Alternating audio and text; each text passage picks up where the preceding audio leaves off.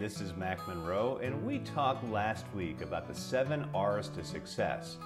And if you remember, right now we're in a period of time where it's actually probably a good opportunity to take on some new sort of challenge.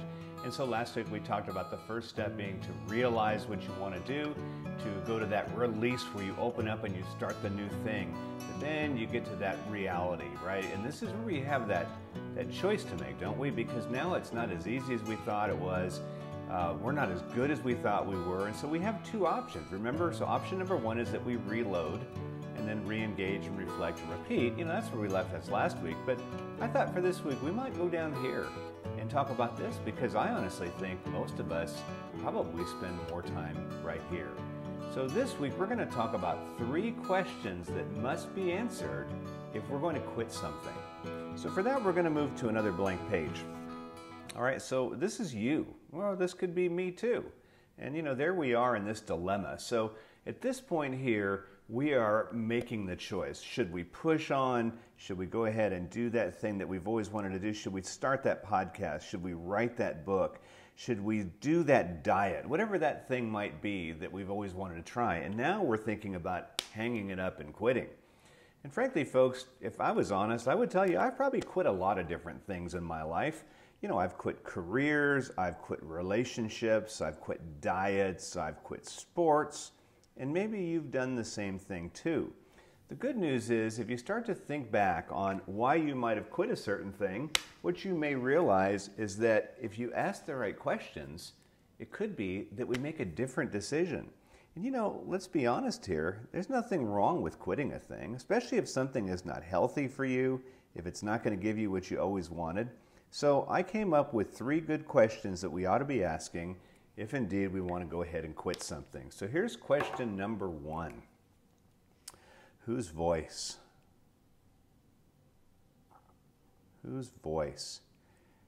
So my dad, I have to admit, when he was alive, I think he quit more things than he ever finished.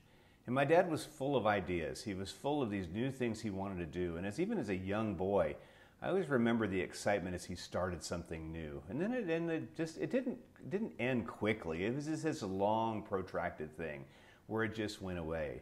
And I remember once when I was a kid, I had this Charlie Brown cartoon, and Lucy said to Charlie, "Charlie Brown, you're so wishy-washy." So I asked my dad, I said, "Dad, what does that mean?" He says, "You can't make up your mind." He says, "That's me. I'm wishy-washy." And so for whatever reason, I think that always stuck with me. But you know what was interesting about my dad is that he told me this story when I was very young. He told my brother this same story, my younger brother, when he was very young, and of course I remember hearing it. He told all of his grandkids this story. And I really believed that this question right here was something that held my dad back. He said when he was in elementary school, so my dad's father left when he was very young. He never knew him and didn't have any real guidance. He was in a woodshop class, and this was, I think, in elementary or middle school. I think elementary school. And he didn't know how to build a boat. That was their assignment. And so what he did is he took a block of wood, and he just pounded a whole bunch of nails into it. He didn't know how to make a boat. And so the teacher came over, and she grabbed it and held it up, and she said, "Class, what's wrong with this boat?" And the class in unison said, "Too many nails, too many nails." And I know that bothered him his entire adult life. And I think that every time he was going to quit something, he heard that voice. You know, if you want to quit something, what voice are you hearing? Was it a parent? Was it a teacher? Was it a coach? If you indeed want to quit something, you quit because of you, not because somebody else says that you're a quitter and you can't do anything. I believe that my dad had so much potential that was never realized. What about you? Are you going to allow somebody else's voice to tell you to quit a thing? So that's question number 1 you ought to be asking if you want to quit something. Here's question number 2. Question number 2 is around sour grapes. So you've probably heard this term, sour grapes, like your political candidate didn't win. Well, you know, whatever. And sour grapes is based on a fable that when something like this has been told for hundreds of years. The fox was trying to reach a bunch of grapes in the vineyard, and he kept jumping up and down and couldn't get it. Finally, he gave up and said, "You know what? I bet those grapes are sour anyway." And you know, those are some things that might impact your decision to quit. when you decide to quit a thing, make sure number one, it's the right voice, but make sure number two, that you wanted it bad enough that it hurts. If you say, well, I'm going to quit that diet because nobody that has that diet ever succeeds, or I'm not going to go for that promotion because they don't pick people like me anyway. Or I remember my dad saying this too, well, I didn't want it anyway. And maybe he did it half jokingly, but now in reflection, I think it was very serious. So if you do decide to quit a thing, then own the quitting. Don't just say, well, I didn't really ever want it anyway, because that's weak and you're better than that. So that's question number two.